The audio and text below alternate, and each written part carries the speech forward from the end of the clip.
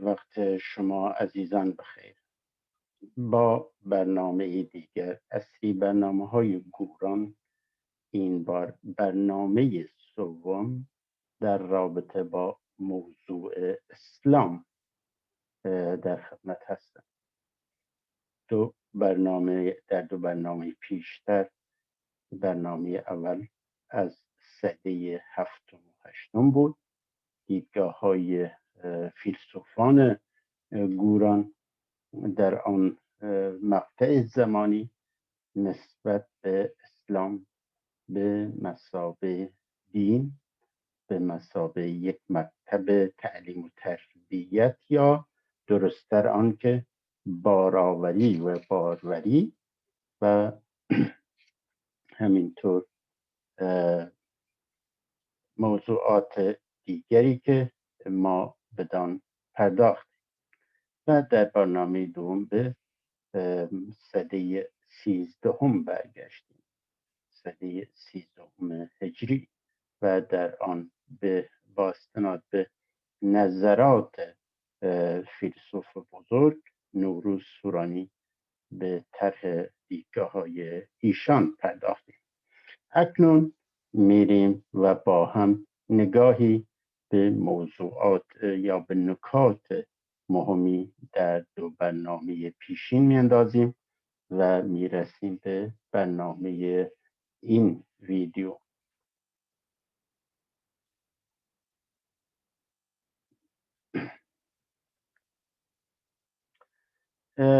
برنامه اول در واقع در کانال یوتیوب آکادمی فلسفه گوران زیر عنوان ویدیو برنامه فارسی گوران یا برنامه فارسی گوران 6 اسلام 1 تشریح چرایی رد اسلام به مثابه دین، مکتب و نظام سیاسی یا بدیل اجتماعی و ما در آن برنامه به این به اصطلاح مکانیزم ملا مسجدی پرداختیم که این ملا مسجدی مردم به اونجا میرن و مردم مصرف کنندگان فکری و شنونده ملا میشوند و ملا هم از قرآن سیاخوانی میکند تحت عنوان شریعت دین و به خورد یا اینکه خوراک فکری و تغذیه ذهنی حضار میکنه. و این است که از آن جایی که این مکتب چیزی ندارد و در آنجا به اصطلاح سخنی یا اینکه تبادل سخنی فلسفی در میان نیست، بلکه تنها شنونده روایات و به اصطلاح داستانهایی هستش که مولا از تحت عنوان احادیث و آیات قرآنی که تقدیم حضار میکند. و این هست که حضار در آنجا یک موجود یا یک انسان فعال در بدیوبستان به اصطلاح گوهر نیستند، در جمعی قرار نمیگیرند که در آن مشارکت فکری داشته باشند، سهم خودشان از به اصطلاح سهم خودشان از آن مقدار به اصطلاح مباحثی که در آن محیط چیز میشه تر میشه سهمی ندارند و تنها شنونده یک نفر هستند و آن نفر همچه یک مولا هستش با دیدگاه های محدود خودش و تنها با کتبی دینی، یک کتاب اصلی و بقیه شریعت و کتاب های شرعی و فقهی که ما قبلی های وی نوشتن. و نتیجتاً این روش برای یاری در جامعه یا این روش جامعه داری چیز منجر به رواداری راه ستم می شود و این انسان ها که انسان های به عامل های ظلم و ستم بر یکدیگر و بر غیر مسلمانان می شوند. و آنطوری که در آنجا تشریح کردیم،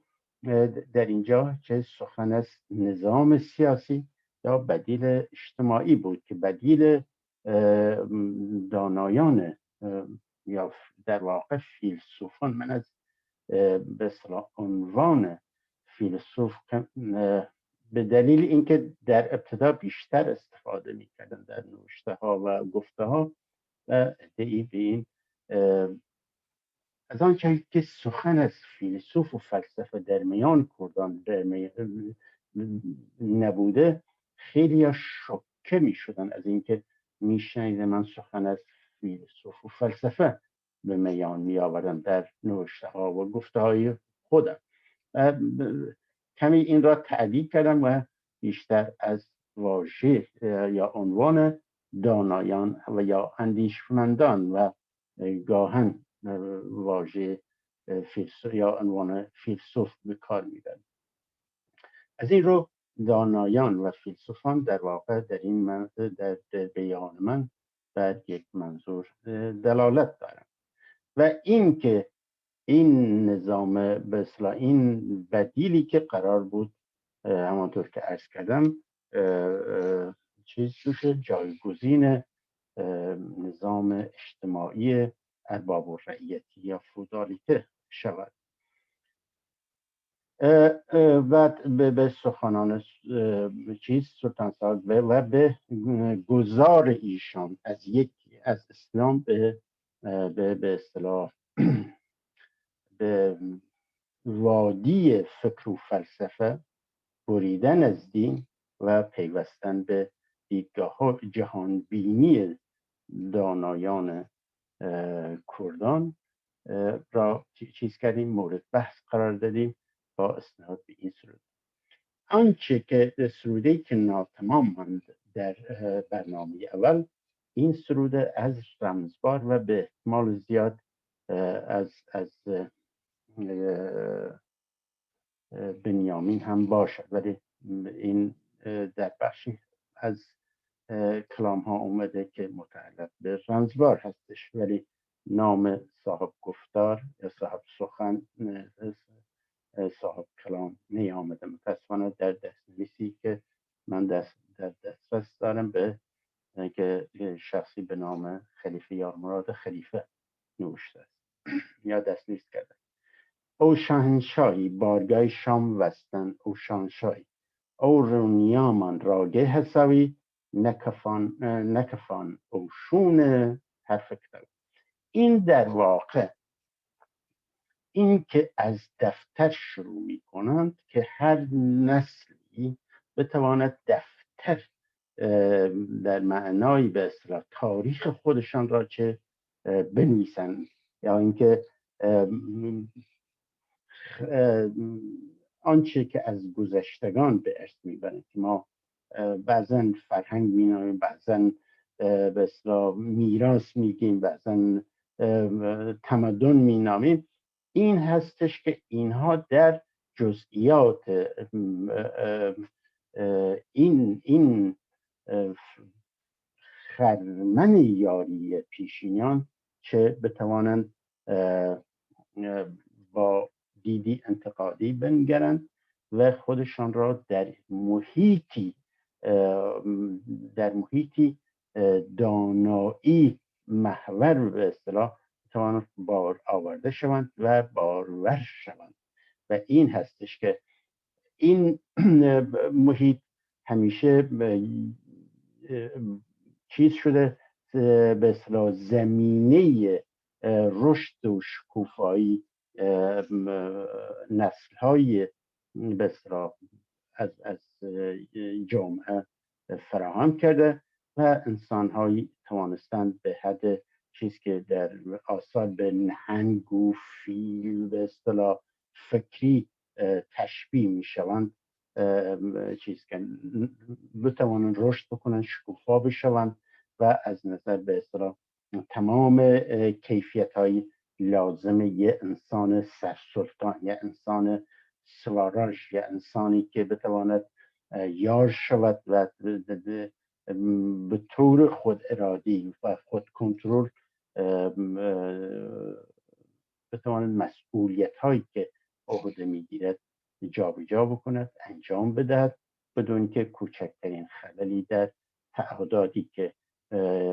به دیگران داده، به سایر یاران داده و سهمش در قرارداد اجتماعی، بدون کمترین به اصطلاح خدشه‌ای به اون بتواند چیز بکند، به مسئولیت های خودش را جابجا بکند و انجام وظیفه بکند، به جامعه خدمت بکند. این بند کلام سخن از چیز داره، تمام شدن تدوین آیین یاری داره. یعنی در این واقع، در این دوران، آیین یاری تدوین شده و اوشانشاهی بارگاه شام وستن، اوشانشاهی یعنی نهاد چیز شده، این شاه انتخاب شده، در این زمان برگزیده شده و این بارگاهی شاه که قبلا در به اصطلاح در قالب یک جنبش بود، یک دم و دستگاه بود، اکنون به یک نهاد رسمی تبدیل شده است و نهادی که جامعه‌ای که دارای جمع جهانمای کردان هستش که خودشان کرد و کردستان یکسر شده. شوراهای مدیریت 40 تن جمع قانونگذاری و جمع به اصطلاح مدیریت، حالا مشخص نیست تعدادش، متاسفانه دستکاری‌ها به قدری به اصطلاح زیاد هستش، بعضن 7 نفر بعضن کمتر چیز میشه، میتون در جمع ها دید که صاحب سخن هستند و در تصمیم گیری ها مشارکت داشتن. و این هستش که ما امروز این مدیریت سیاسی که نظام پیر و پادشاهی یا دم و دستگاه پیر و پادشاهی خوانده می شود در کلام ها، ما امروز تکمیل کردیم و چه بنیان راگی حسابی را گذاشتیم. و این راگی حسابی چه هستش؟ راهی هستش که جامعه بتواند به مدیریت مدیران یک دور یاری بکنند و دور یاری هم مدت زمانی یک پادشاه هستش تا وقتی که چیز میکنن ایشان را تعویض میکنن و جایگزین میکنن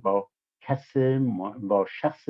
مناسب تری. و این هستش که در اینجا شاهی ارثی نیست بلکه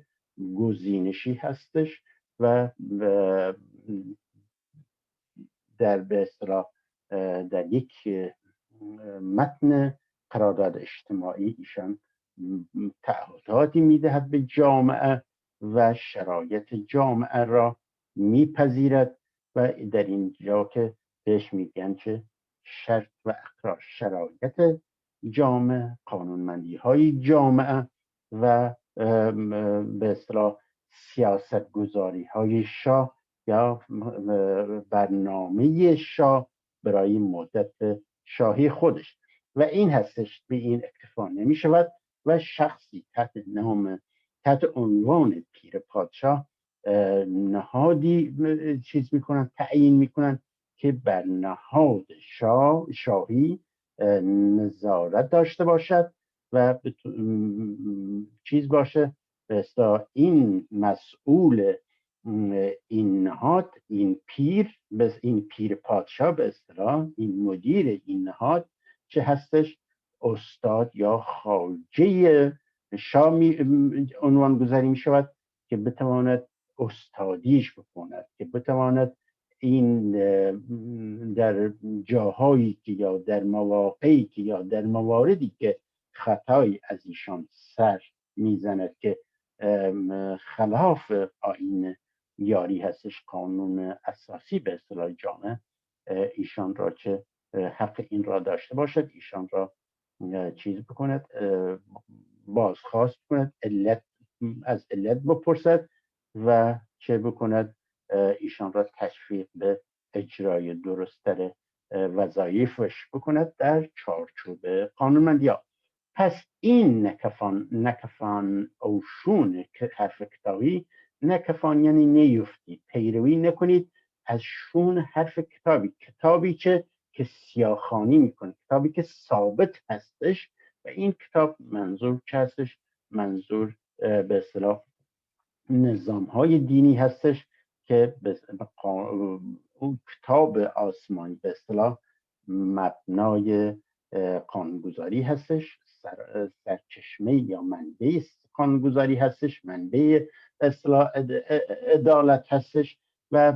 به طور کلی منبع اداره امورات مشترک در جامعه هستش. و این است که میبینیم در دوران باستان یا اینکه حداقل در اواخر دوران ساسانی و اشکانیان آنطور که زرتشت قدرت داشته، حداقل در دوران ساسانی اوستا به اصطلاح منبع و منشأ چه قانونگذاری و سیاست گذاری و به اصطلاح حکومت داری بوده است. و میبینیم بعد از آن هم چه میاد اسلامیات، قرآن این جایگزین به اصطلاح اوستا می شود و در جوامع یهودی این تورات هستش، جوامع مسیحی میبینیم که انجیل هستش و اینها که این حرف کتابی، این کتاب چه هستش؟ ثابت هستش، اون مفادش، محتوایش، مضمونش. و این هست که این رایه حسابی که همیشه تازه شونده است و اعضای جامعه می توانند که آن را مورد بازخوانی، بازنگری و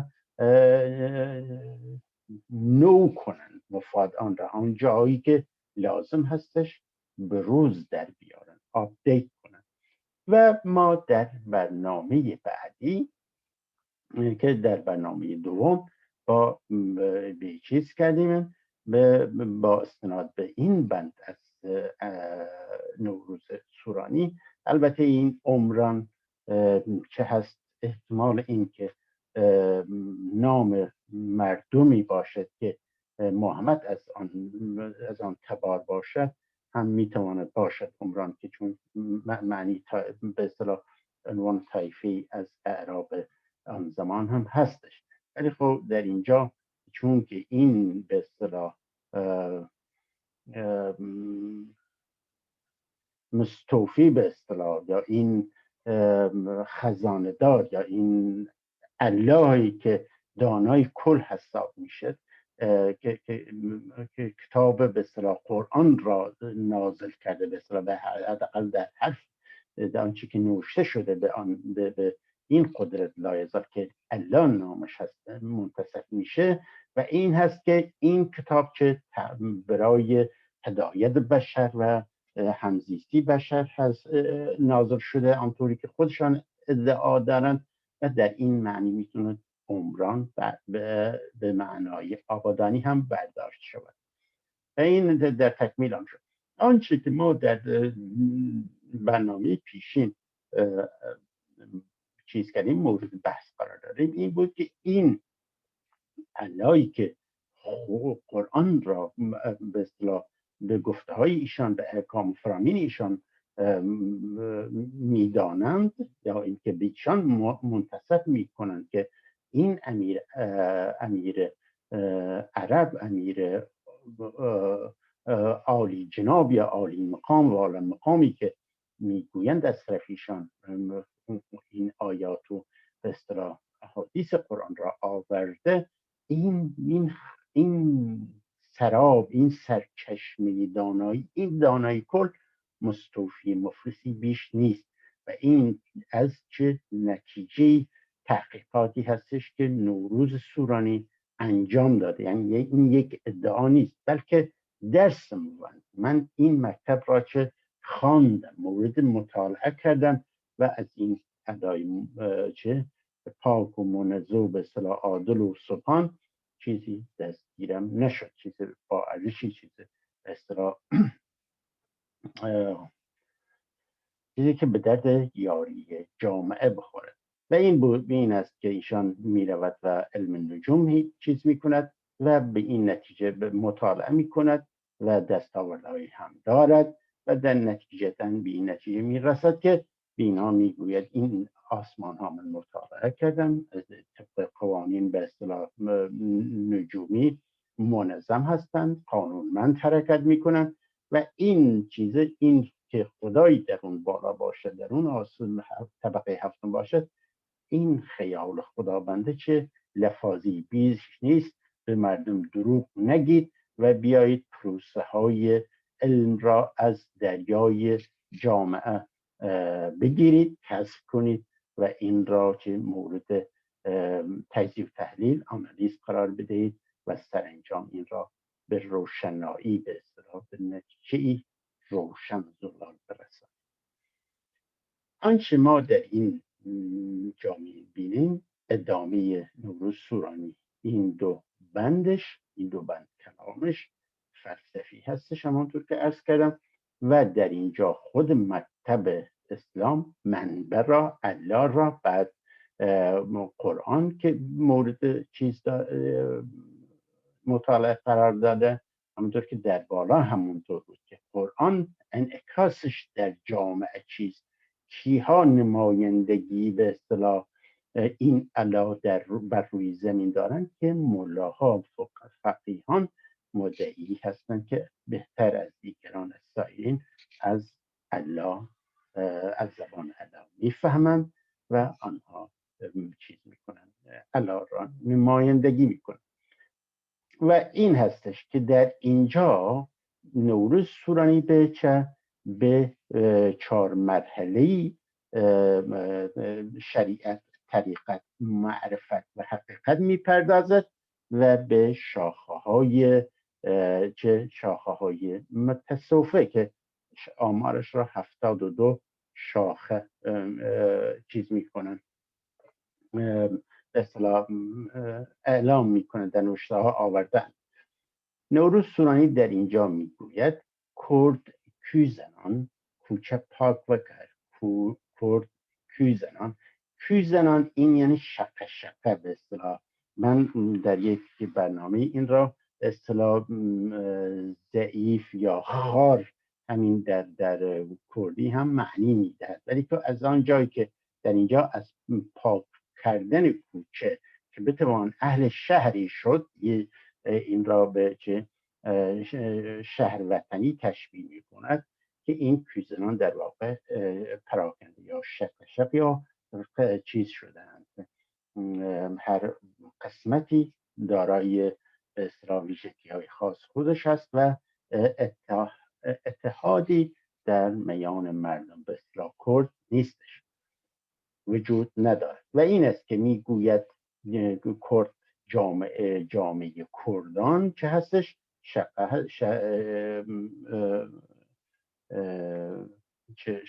شقه دارن، شقه شدند، این جامعه یک پارچه نیستش و چه باید کرد؟ هر جمعیتی، هر شخص و جمعیتی کوچه خود را پاک کند که بتواند چه همگی اهل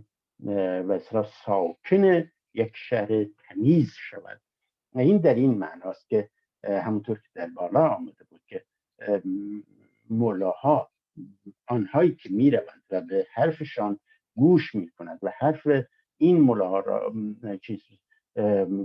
حقیقت مطلق میپندارند که از طرف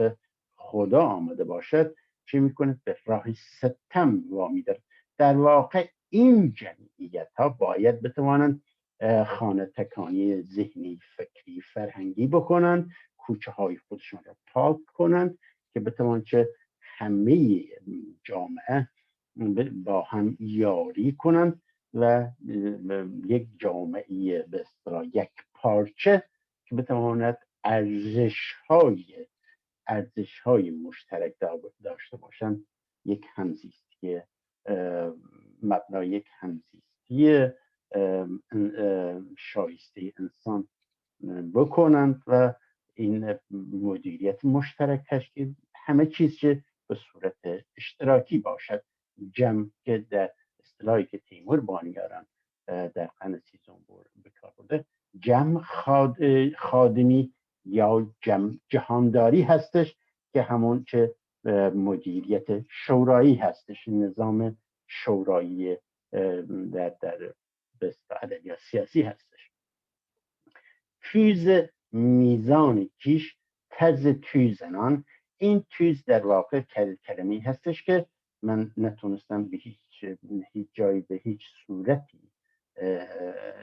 چیز بکنه معنی براش پیدا کنم، ولی میتونه همین توز هم باشه در معنای پیمانه که درست‌تر هستش و میتونه چه باشه، تراز باشه، تراز زنان که در اصطلاح تعادل یا دادمندی معنی بده. در این هایی که من نوشتم کوژنان، و در واقع این طرز این چه هستش، راگه رهنما چه هستش، همون راگه حساوی می شود. و راگه حساوی چه هستش؟ راگه حساوی بعد از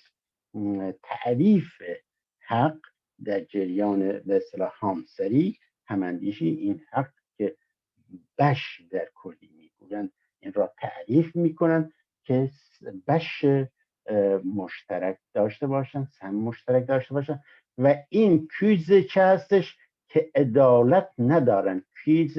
به اصطلاح عدالت هستند و این باید این کویز میزانی کیش، میزانی که بتواند با آن به اصطلاح قانونی که بتواند تنظیم کننده بود، نظم دهنده باشد به جامعه، بتوان عدالت را با آن قیاس کرد. و این طرز توزنان که روشی برای ایجاد تعادل که چه راگه رهنمای این بخش متاسفانه چه هستش، دستکاری کردن. این یاران عزیزانان نیست، چون عزیزانان عاطفیه و در اینجا یک مناسبات دانایی سیاسی اداری هستش و عزیزانان کمتر چیز میکنه استفاده شده. ولی در این به متن این دیدگاه های این بند، این سخنان نور سورانی معنای چیز قانع کننده ای نداره در واقع. و در اینجا راگه رهنمای یاران یاری نان، یارانی که سرگرم یاری کردن هستند. و این چه هستش؟ این دادمنی، این میزان، این به اصطلاح قیاس عدالت هستش که رهنمای راه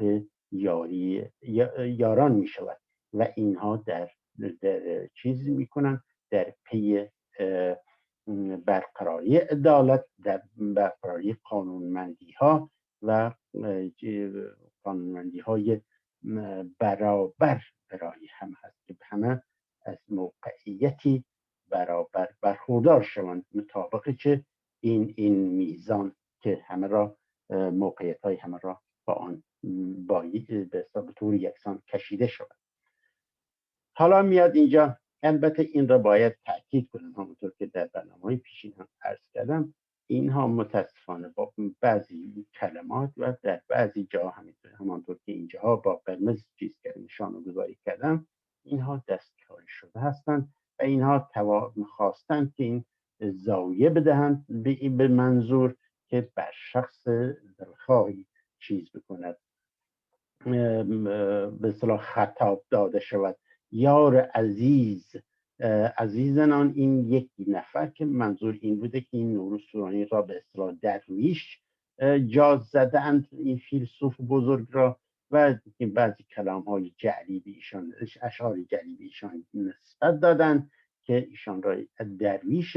به اصطلاح شخصی به نام سید براکه کنند. و این هستش که این یار عزیزان طوری به اصطلاح دستکاری کردن که من به اصطلاح ذهن خواننده را به سوی ایشان بکشاند.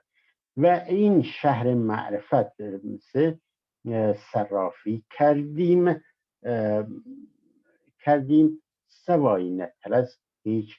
شک نوده. این به اصطلاح چه بهش میگن، بخش معرفت یا مرحله معرفت یا فکلتی به اصطلاح، اگر این یک دانشگاه به اصطلاح هست تصور شود یه مدرسه، کلاس معرفتش چه صرافی کردم، آنالیز کردم، واکاوی کردم و چه سوایی بجز به اصطلاح روایت ها و داستان های معجزه و به اصطلاح جادو طلسم و سحر و این چیزها، چیزی در این به اصطلاح بخش معرفتی این مدرسه نیافتم و هیچ شک نبودن چیزی پیدا نکردم غیر از روایت و داستان‌های سحر و جادو به اصطلاح کرامات و چیزهای بیپایه. سرکیشام او توی پرده طریقت، این طریقت ها را چیز کردم، پرده به پرده، صحنه به صحنه، به اصطلاح بخش به بخش چه کردم، سرکیشام به اصطلاح تعمق کردم در آنها، تفکر کردم در اینها و تحقیق کردم دین دون حقیقت. و آن جایی که این طریقت ها که قرار است به یک دون به اصطلاح حقیقت برسند، این که آن جایی که به اصطلاح شخص دیگه مرشد هست، قطب زمان و مرشد محسوب میگردد و این را به اصطلاح مظهر ذات خدایی میپندارند یا میدانند و این هستش که پرده های طریقت را چیکی در اینها سر کشیدم، تعمق کردم، جستجو کردم، تحقیق کردم و تحقیق کردم در این دون آخری که بدون حقیقت به این مرحله به اصطلاح مرشدی یا مرحله قطب زمانه این که این طریقت ها به دانجا میرسد، اینا را همه چه مورد مطالعه و تحقیق و تعمق قرار دادم. 75 سطر 5 یا خشت 5، 72 شون پرده و پرده، 72 چه 70 منظور همون 72 طریقت از متصوفه هستش و اینها هم پرده به پرده به اصطلاح جز به جز بخش مورد مطالعه قرار دادن. هیچ تعدا ندید، هیچ زبان ما بهتر تعدا مثلا کمی سورانی کردن، تعدا ندیم سوایی جهرده، چیزی غیر از به اصطلاح حرفهای پوچ این به اصطلاح 72 پرده که بود خالی بودن، چیز با ارزشی در آن نیافتم، گوهری که به درد چه یاری بخوره. چون نوروز در اینجا دنبال دانایی هستش، دنبال الگو هستش، دنبال ایده هستش، دنبال چه تئوری هستش چه بکند که بتواند یاری را قنا ببخشد، یاری در جامعه و بتواند در مرحله و چراغ یاری را روشن کند و بتواند جامعه را با قنای تجربی، با قنای دانایی بتواند سر و سامان بدهد در پرتو چه دانایی. چند سوره سیاق علم شریعت دفتر و کتاب سوادی سرخط، اینها سوره هایی که چه بود مبنای علم شریعت قرار دادند، اینها را مطالعه کردم. دفتر و کتاب هایی که نوشته بودند که به عنوان به اصطلاح علم شریعت و الگو بود، سرخط بود، سرخط به اصطلاح منبع سواد آموزی بود، منبع به اصطلاح فراگیری بود، اینها را همه چه مورد مطالعه قرار دادم. وندیم کلامی و حدیث هم خواندیم، کلام هایشان خواندیم، به اصطلاح بخش کلامی و حدیثشان هم خواندم، مطالعه کنم. تمامی همه را جمله هست و نیست و جمله هست و نیست و آنچه داشتند و نداشتند به اصطلاح همه را چه خواندم، خواندم، مطالعه کردم، مورد واقعی قرار دادم، مورد به اصطلاح تجزیه و تحلیل و تعمق قرار دادم. خالی الوجه دیم اصل بیمایه، جای جور جفای رنج بیپایه. حالا این من چیزی پیدا نکردم که بتواند یه الگوی به اصطلاح منبع یه الگوی در جامعه شود، بتوان آن را اجرایی کرد در چه به عنوان مایه یاری، به عنوان مایه اداری امورات مشترک همزیستی انسان ها. و این هست که من چیزی که بتوان به آن صورت داد، به نمود داد در جامعه، در به شکل قانونمندی، به شکل به اصطلاح الگوی سیاسی یا در گوشه‌ای به درد یاری جامعه بخوره، من چیزی نیافتم. و اصول این مکتب همه بیمایه بودند. جای جور جفای، رنج بیپایه. و اینها چه منبع میتواند این چی باشد؟ اینها که منبع جایی هستش که جور و جفا در اینجا برمیخیزد، موجود جور و جفا میشود در جامعه، همونطور که راگه به اصطلاح ستم در بالا آمده باشد. و این رنجی بود که من کشیدم، بیپایه بود. این رنج من به اصطلاح که من این همه مطالعه کردم دستاوردی برایم نداشت. رنجی بود کشیدم، زحمت های کشیدم بدون اینکه چه کسب دانایی کرده باشم یا گوهرهایی با جمع کرده باشم، به اصطلاح استنداج کرده باشم. بنابراین این مدرسه به اصطلاح این مراحل به اصطلاح شریعت، طریقت، معرفت و حقیقت، اینها همه چه بودن؟ چیزی قابل ارزش، چیزی ارزشمند برای یاری جامعه در این مراحل، در این 4 مراحل نبود. در این 4 مراحل ما در بخش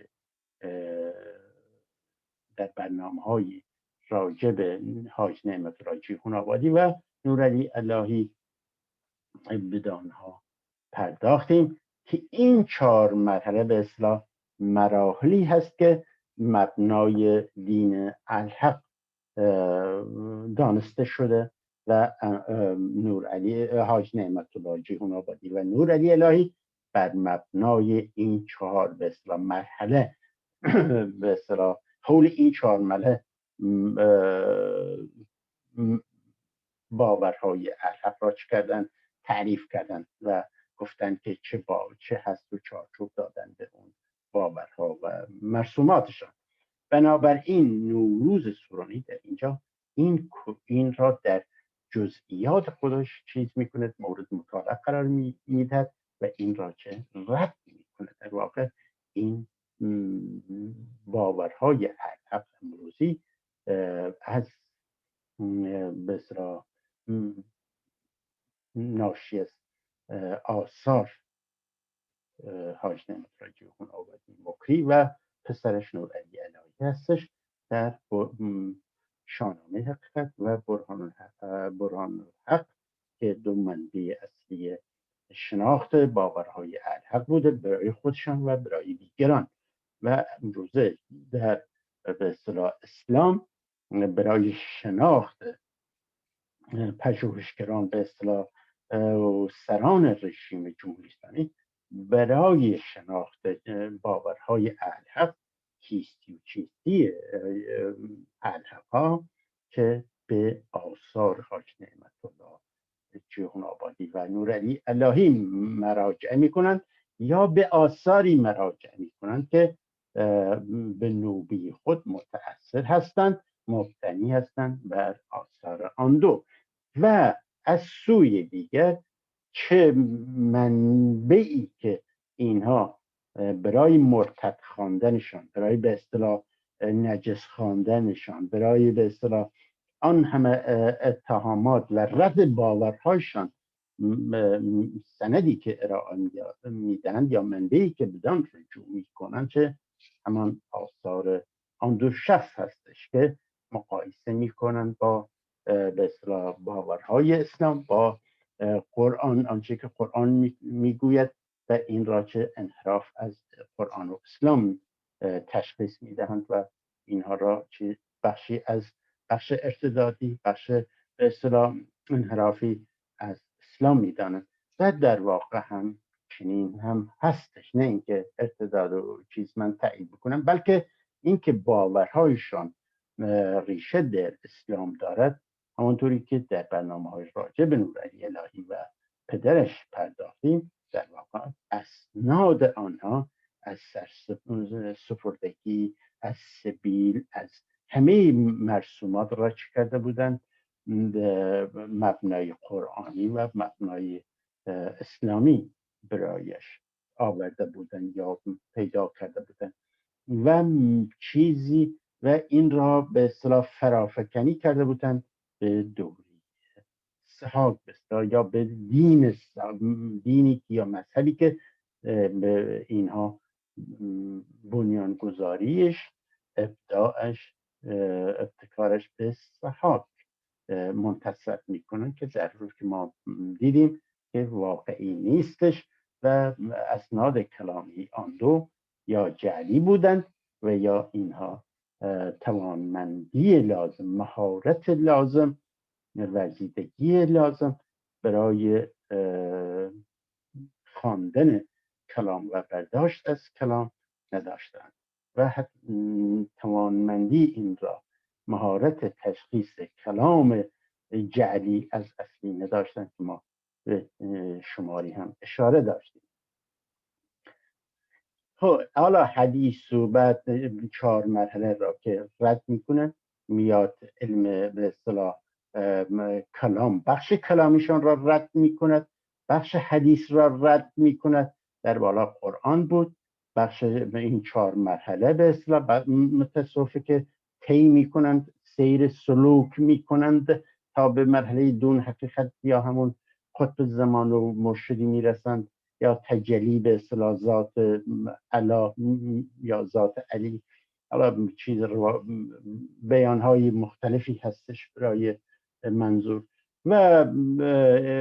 بخش کلامی این مدرسه خواندن، حدیث هاشان، جمله هرچه داشتن هست و نیستشان را چه مورد مطالعه واکاوی قرار داده و همه چه حالی الوجه دیم، اصل بیمایه جای جور جفایی رنج بی پایه.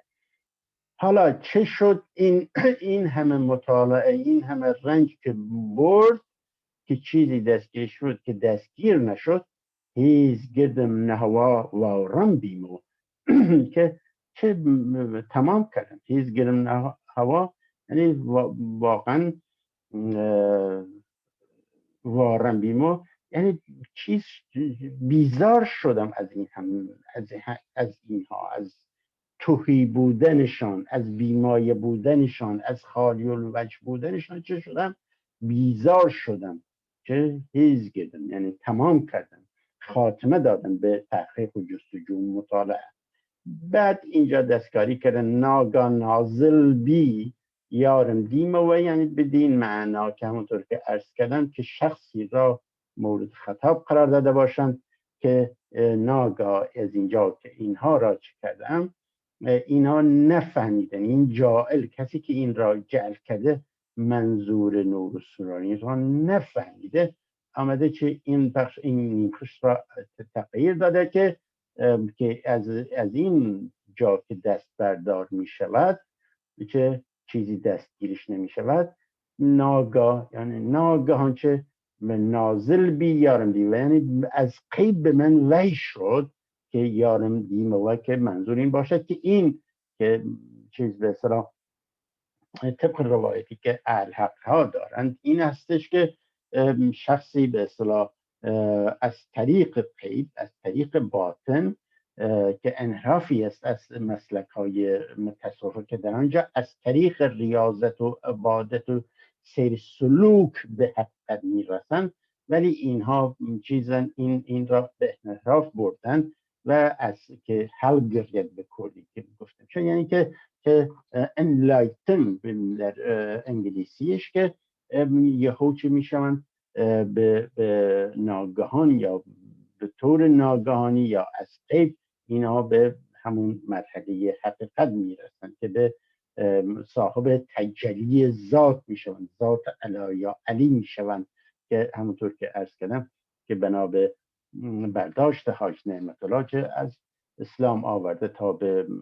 از اولین پادشاه بالولی دانه تا پادشاه به پادشاه تا به سحاک میرسانند و از سحاک هم به سادات که سادات تحت نام چه ذات مهمان و شاه مهمان که در آثار آنها دیدیم و مورد بحث قرار دادیم که منظورشان چه بود.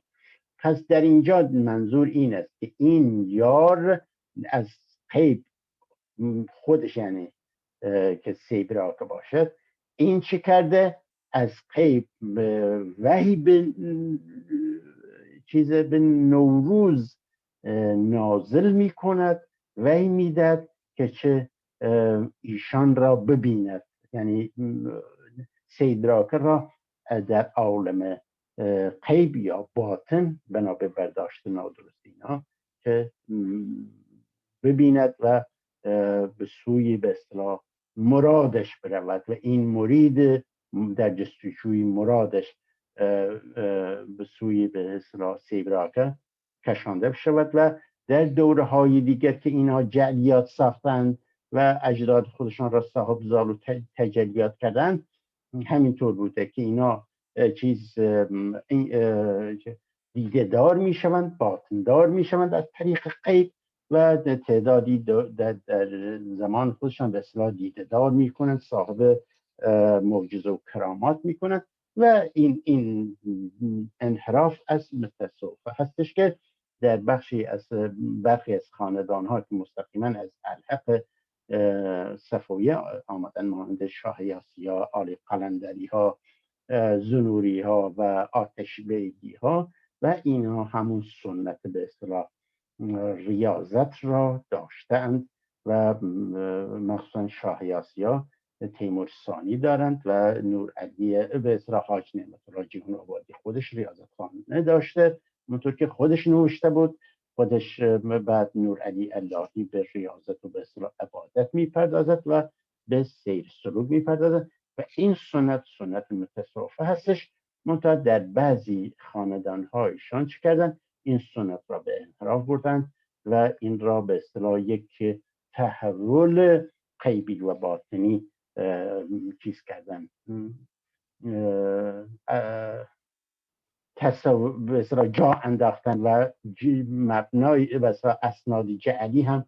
برایش فراهم کردن. اشعار زیاد هستش که یارو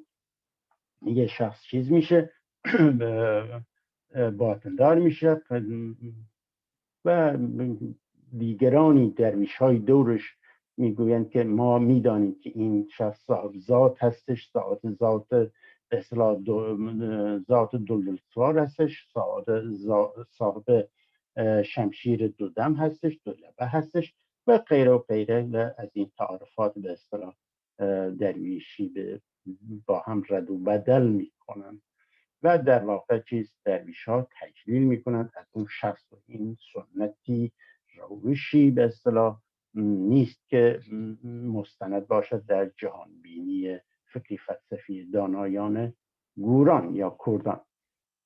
خب این چیز میکند از این تحقیقات و به اصطلاح مطالعات که دست بردار میشود، بیزار میشود از بیمایگی کوششان، چه راه تحقیق در یاری ها میپردازد که این تحقیق که در اینجا یکی از دلایلی که این نادرست هستش که ناگهان چیزی به ایشان وحی شده باشد این است که یاوام اسرا و سرچشمه زلال و این که تحقیق میکند در واقع تا میرود که سراب زلالی را بیابد یکا یک ناسام حالدار و بیحال. همین کسایی که این مجموعه بسرا این یاری ها همه را چیز کردن، مورد مطالعه قرار دادن این یاری ها و حالا اینا بعضی چیزهاش همونطور که عرض کردم متاسفانه دستکاری کردن و برداشت را گنگ کردن. ولی وقتی کلیات چیز میکنی در نظر میگیری، این فهم نیم خشتا و خشتا آسان می شود. جوزم شکنان سرانم سپر، پوسم پاکنان مغزم برآورد. این در واقع بعضی از این خشتا هم پس و پیش کردن که هم خودش سبب دیگری هست برای گنگی برداشت. حالا این جوزم شکنان سرانم سپر، پوسم پاکنان مغزم برآورد، یعنی در واقع من چیز کردم، موضوعات را باز کردم و این تا وقتی به سرچشمه زلال رسیدم، یک اینهایی که این یاریا که در اونها سرسپردگی شده، بیابس شده، یا همون سوشال کانترکت انجام گرفته یا قرارداد قرارداد اجتماعی صورت گرفته در بین جامعه و شاه، اینها را چه کردم؟ این یاری ها را یک یک مطالعه کردم و بیابس ها را باز کردم. این آثار آنها را چه کردم که کی چگونه سر سپرده، چه روشا الگوهای مکانیزمای طبق کدام به اصطلاح الگوها و مکانیزما اینها عمل کرده اند، این بیابس یا این قرارداد اجتماعی تحقق چیز دادن، تحقق بخشیدن، اینها را چه مورد مطالعه قرار دادم. این پوستهاشان را باز کردم و مغزشان را درآوردم، فهمیدم که چه اتفاقی افتاده، چه پروسه ای طی شده، چه کیها دستن در کار، به طور کلی چه جزئیات را فهمیدم و من این موضوعات را، این کلیات را باز کردم و به هسته رسیدم. لایه لایه اینا را چه کنار زدم تا وقتی که به مغز رسیدم، مانند جز که میشکنم و هسته را بیرون میآورن و قاچار را میبینید که این هسته، این بیابس ها چگونه شکل گرفته. اوسا حقیقت یاوا و کامم، یعنی آن موقع بود که به حقیقت برایم چه قانع کننده بود. وقتی که این همه مطالعه می کند به حقیقت می رسد، در واقع این که ناگهان حقیقتی بر ایشان به اصطلاح وحی شده باشد، شهود ایشان از طریق به اصطلاح شهود حضوری به اصطلاح یا شهود باطنی یک چیزی بهش وحی شده باشد، این نادرست است، چون این چه کرده؟ مطالعه کرده تا اینکه حقیقت یاوا و کام قانع کننده بود برم، قابل فهم شد، قابل هضم شد این حقیقت، این به اصطلاح فاکت هایی که در یاری ها یافتن. خب میلان ویش بی گیر و نظام، و این را هم متاسفانه دستکاری کردن که این حقیقت را به اصطلاح به مثابه به اصطلاح الله یا اون ذات کل یا اون خالق برداشت کردن که در اینجا ویش برگردید به این خودش، و این میلان هم میل هایی که نادرست هست از نظر ادبیاتی. این میل باید می بود که چون که دستکاری شده است، پس ترتیب و قافیه و ادبیات همه چیز به هم ریخته است. پس و از طریق مطالعه این راهی که این راگه حساوی حقیقت که در اینجا برایم نمایان شد، این چیز بود برایم قانع کننده بود این راه، و این یک چیز سروده‌ای منتسب به دوره بابانوس هستش که دوره پیش از دوره اصلا قرن هشتم هستش، تقریبا ششم هفتم میشه، و این هم چیز میکنه، سخن از به اصطلاح سخن از طی هزار دون، یعنی شما تمام مکتب ها را به اصطلاح به صورت واقعی مطالعه بکنید و خودت را در آن به اصطلاح کانتکست بیابی برای فهمش. و این هیچ کدام را قبول نداشته باشید، هیچ کدام از اون راههایی به اصطلاح یاری قانع کننده نباشه. و تنها راهی که من چی به اصطلاح جامعه انسان به تنم رفت، یا اینکه خودم را انسان تجربه کردم، همین راهی چی بود؟ راه حسابی بود، همین جهان بینی دانایان کردان بود که من در اینجا خودم را انسان یافتم. در واقع مانند چه؟ مانند به اصطلاح حیوانات همیشه تیغ تیز رو گردنم بود، یا اینکه به اجبار مرا سازماندهی در مقام به اصطلاح انسان به اجبار مرا سازماندهی و ساماندهی در جامعه سازماندهی و ساماندهی کردن. ولی در اینجا این راه یاری رازیمند هستش که من احساس میکنم مشارکت دارم در همه پروسا، در همه فرایندهای به اصطلاح از اندیشیدن تا وضع قوانین تا اجرایی کردن و همه پروسه ها، از اول از هامسری به اصطلاح تا از هامدلی تا هامسری تا هامگامی تا به اصطلاح هامملی، این مراحل را من مشارکت دارم در مقام انسان. و این هستش که وقتی که این را چیز میکند، این برایش چه میشود؟ قانع کننده میشود که راه درست اداری جامعه همین راهی هست که یاران در یاری های پیشین طی کردن. و این میلان میشبی گیرورد ندامم این درست نیست و این چی بود؟ این بخشش مخصوصا خیلی نادرست هستش و این بود که برای این که یاوا و کامم قانع کننده بود، این باید یه چیزی باشه که معنی این بوده که چون قانع کننده بود این گیرورد ندامم. آنچه که من در پی بودم که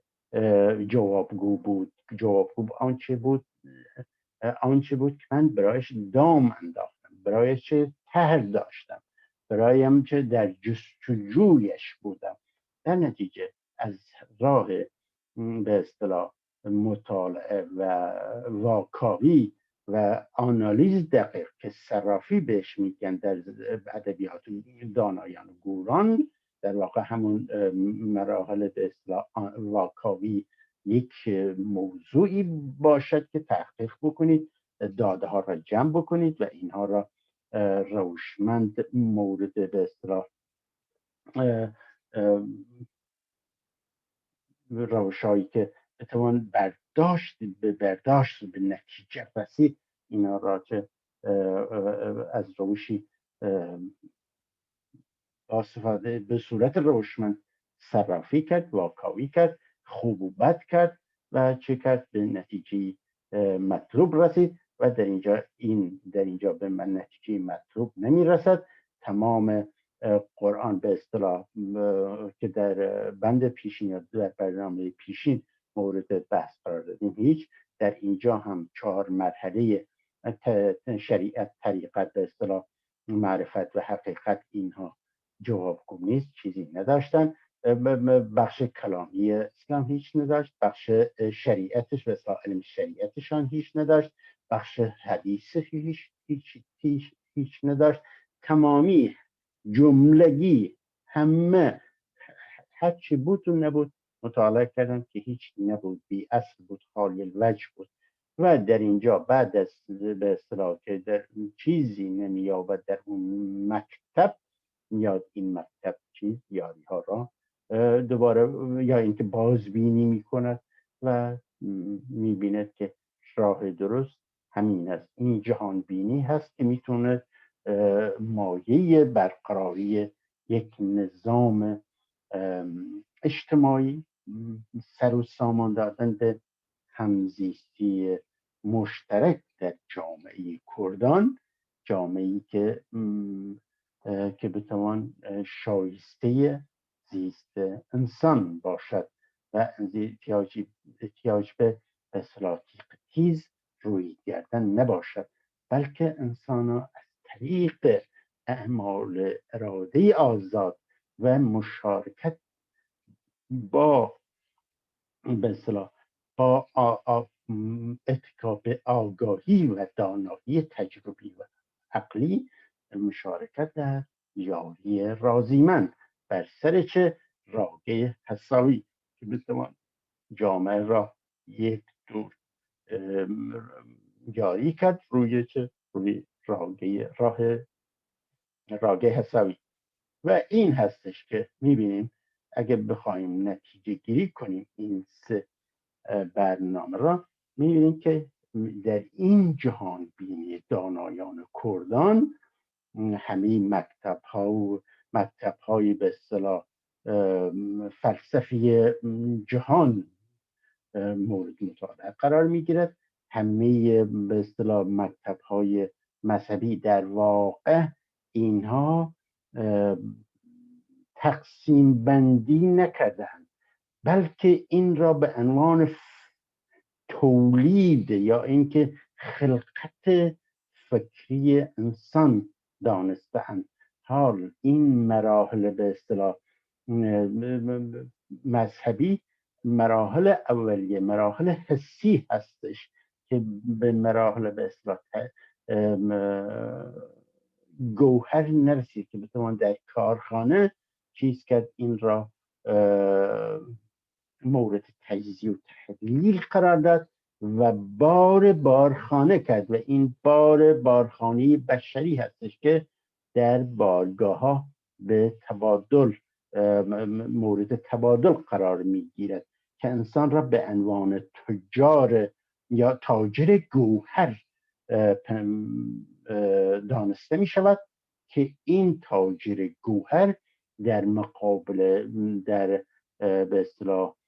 در مناسبات اجتماعی و در مناسبات بین انسانی این تاجر باید بتواند در بارگاه خودش، که این بارگاه هم همین به اصطلاح امکاناتی هست که بشر دارد برای ارتباط فهمی، یعنی ارتباطی که با دیگر انسان ها که بتواند بفهماند و بفهمد، گوهر بدهد، کالاهای گوهرین بدهد و کالاهای گوهرین دریافت کنه. و این بارگاه به اصطلاح بارخانه، کارخانه و بارگاه ادبیاتی هستش که دانایان گوران استفاده کردن که وقتی که انسان دریافت‌های حسی داره، این در کارخانه خودش مورد تجزیه و تحلیل قرار میدهد و این وقتی که خوشگیری میکند به اصطلاح این را یا در آسیاب منطق خودش این را به خورد میکند، اصطلاح به گوهر تبدیل میکنه یا گوهرهایش را استخراج میکند از این داده هایی که به مصر رسیده از طریق به اصطلاح دریافت های حسی. و این هستش که آنچه که ارزشمند است برای انسان بارخانه می شود، یا اینکه گوهرهای حجری این انسان می شود و باید در مناسباتی بین انسان و در مناسباتی اجتماعی این به جریان بیفته، در بارگاه‌هایش به فروش برساند. یعنی از طریق بیان، از طریق این امکاناتی که بشر دارد، همین به اصطلاح از طریق تکان دادن دست و چهره و خلاصه اینها، مجموع اینها به وسایل به اصطلاح ارتباطی هستش که انسان ارتباط برقرار میکند برای فهماندن بارش به مقابلش، که این به اصطلاح امکانات به بارخانه، به اصطلاح بارگاه، جایی که به اصطلاح اینترفیس به انگلیسی، یا اینکه آن مماس به اصطلاح خارجی هست یا به رو به طرف به اصطلاح. شما به اصطلاح که یک دست فروش یک میزی داره که به اصطلاح وسایل کالاهای رشد چیده و دارد دیده می شود و این که شما دارید از طریق دهان و از طریق به اصطلاح حرکات چهره و حرکات دست و حرکات جسم و تغییر آواها، اینها که این بارخانه، این بارگاهی هست که بشر دارد برای عرضه بارخانه‌اش. و این هستش که انسان ها در چنین مناسباتی بار آورده و بارور شوند و این مناسباتی انسانی هستش و این در رابطه این انسان در رابطه با انسانهای دیگر و در رابطه با جامعه چیز می شود، بار آورده می شود و بارور می شود و این متفاوت است از محیطی مذهبی، کلیسا، مسجد یا نمیدونم خانقاه یا هر چی که تلقین در اونجا تلقین می شود، در اونجا به اصطلاح ترویج می کنن چیزی را به طرف که به اصطلاح در واقع برنامه ذهنیش چه ریخته می شود که آنطوری که ملایان، آنطوری که به اصطلاح سران به اصطلاح آن مذهب میخواهند آن موجود انسانی برنامه ریزی شود، به اصطلاح ترواره های ذهنیش شکل بگیرند که موجود به اصطلاح بگونی این ترواره ها شکل بگیرند، بگونی انسان تعلیم و تربیت بشود که مطیع بار بیاد، پیرو بار بیاد، مقلد بار بیاد و نه شکاک و نه کسی که میتواند دیگر اندیش باشد، نو اندیش باشد و در به اصطلاح تعیین راگه حساوی زمان خودش مشارکت داشته، در یافتن به اصطلاح راگه حساوی دوران خودش مشارکت فعال داشته باشد، نه یک مصرف کننده پاسیو به اصطلاح یا منفعل. و این هستش که این جهانبینی مکتب ها و به اصطلاح مکتب های دینی و مدرسه های فلسفی را در ارتباط با به اصطلاح این واقعیت که چه دارند برای یاری یک جامعه مورد به اصطلاح مطالعه و واکاوی قرار دادن، نه اینکه در مقایسه با به اصطلاح مکتب خودشان یا در مقایسه با به اصطلاح باورهای خودشان یا کتب مذهبی خودشان که نداشتن. و این هستش که چه این جمعیتی که من مورد مطالعه قرار میدهم کتبشان چه دارند، به اصطلاح بزرگانشان چه گفتند و اگر چه مایعی میتوان کسب کرد از این مکتب، از این مدرسه که به درد یاری بخورد برای چه جامعه کلان که من میتوانم بیارم و این را در یاری مایه به اصطلاح سر و سامان دادن جامعه خودم بکنم. و این هستش، این که به اصطلاح به خاطر اینکه این اسلام نامشه رد نمیشه و یا آن مکتب اسلام مسیحیت نام دارد یا یهودیت نام دارد یا زرتشتیت نام دارد یا اینکه پشمینه پوشی مسلک پشمینه پوشی هستش، در نفس خودش رد نمی شود، بلکه مایه هایش را که تأثیرش تاثیر این مکتب، این مدرسه بر انسان را به چه راهی هدایت می کند، از این نظر مورد به اصطلاح مورد مطالعه و واکاوی و نتیجه گیری قرار می گیرد. نه اینکه تنها و تنها که به خاطر اینکه از این مکتب متعلق به خودشان نیست همینطور رد بکنن، بلکه این دانایی ارزشمند است و دانایی تجربی، دانایی که در یک جامعه تجربه شده، آزموده شده که به درد میخورد، به درد عدالت میخورد، به درد به اصطلاح برقراری یک جامعه انسان میخورد، که بیارورند و در جامعه خودشان چه مایه فکری بکنند، مایه فرهنگی بکنند و بتوان که در جمعها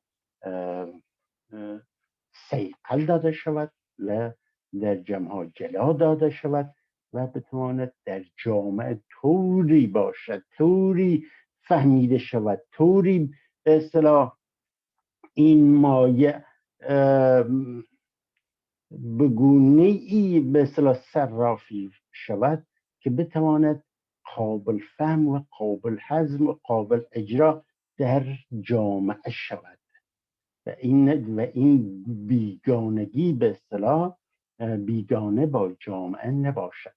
بلکه جامعه چه دارد بتواند تکمیل کرد. این را از دانایی، از گوهرهای جامعه دیگر آورد و این دانایی را و این که این خرمانیاری خود را که قنا بخشید. ولی آنچه هست که مکانیزمی که در جهان بینی دانایان کردان برای سر و سامان دادن به جامعه هستش، این مکانیزم از آن جایی که انسانها اعضای جامعه در تمام مراحل مشارکت اکتیو دارن، سهیم هستند در تمام مراحل و در نتیجه این مکانیزم ها بی‌نظیر هستند و به همین دلیل این را مکانیزمی که برای یافتن راگه حسابی از طریق به اصطلاح بازها که همدیگر را مییابند، بازهایی که میتونن از فاصله دور جامعه را دیده خانی بکنن، نه با چشم ببینن بلکه سفید خانی بکنن. و این هستش که این بازها در همون ابتدا چه دارن با ریزبینی و تیزبینی به موضوع مسائل روزگار خودشان میپردازند و به یافتن مایه های مناسب و پختو به اصطلاح ورز آوردن، پختن، جلا دادن آن مایه ها، آماده سازی مایه ها برای تغذیه انسان ها، برای تغذیه اعضای جامعه و نتیجتاً جاری سازی یاری که همه در آن سهیم هستند و خودشان را عضوی انسانی از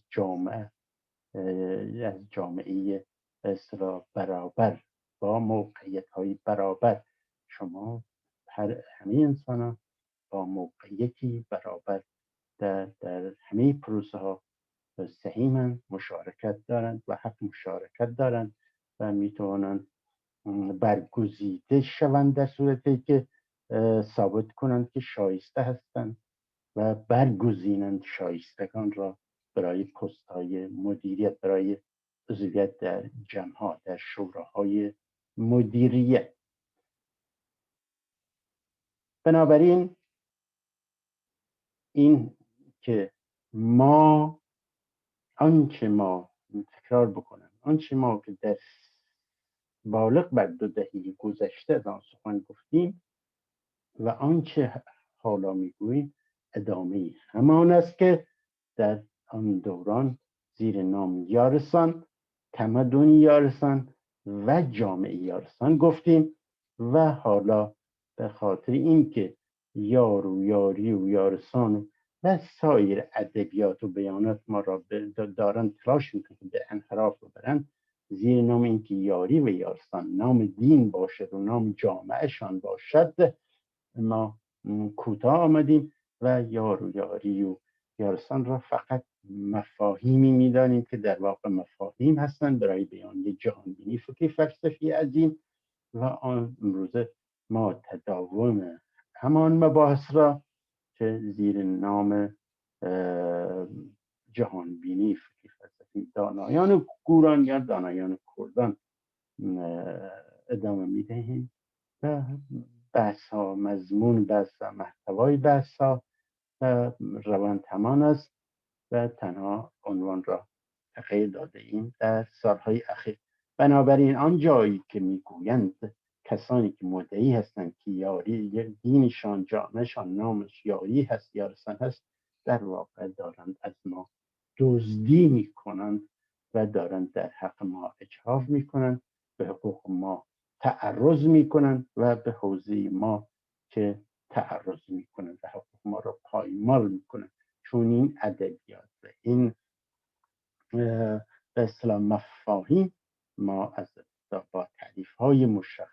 چیز معین به کار گرفتیم. زمانی که ما بارق بر 2 دهه پیش این ادبیات را به کار گرفتیم، جامعه اهل حق دینشان جامعهشان اهل حق بود و اهل حق هم هستند امروزه و تنها تغییری که اینها میبینند این هست، یا فرصتی که گیر آوردن این هستش که تلاش بکنند که این ادبیات و به اصطلاح یافته های ما را به انحصار خودشان درآورند و امیدوارم که توانسته باشیم در این 3 برنامه به وضوح به صراحت منظور را بیان کرده باشیم که ما یارسان ما، تمدن یارسان ما، جهانبینی دانایان کردان ما که هست بی‌نظیر هستش. ما میراث دار فیلسوفان هستیم، نه به اصطلاح ذاتداران و باطنداران و فلان مسلک یا مذهب یا تکیه دار یا نمیدونم فلان سید، بلکه ما یک جریان فکری و اجتماعی فلسفی هستیم، یک جریان فکری فلسفی هستیم و یک جریان اجتماعی با هویتی برگرفته از جهانبینی دانایان کردان و ما خودمان را از الحقا و سایر اصطلاح و سایر جمعیت های وابسته به آنها، خاندان هایشان و غیر و ذالک متمایز و مستقل میدانیم و مستند هم در طول 2 دهه بیش از 2 دهه پیش مستند هم این را تشریح کرده ایم، ترک کرده ایم دیدگاه های خودمان را و به اصطلاح هویت رگه های هویتی خودمان را چه مستند تشریح کرده ایم، برای همه توضیح دادیم. اسناد هستش، اسناد نوشتاری و گفتاری ما هستش، کارنامه 2 دهه ما در میدیاها موجودند، در آرشیو موجودند و هیچ تعرض و تخطی به حقوق و حوزه خودمان نمیپذیریم. امیدوارم که همه عزیزانی که به این ویدیوها را نگاه میکنند این را از ما قبول داشته باشند که ما مستقل هستیم و حقوق و حوزه ما را مراعات کنند. با آرزوی زندگی کامیابی برای شما عزیزان، بدرود.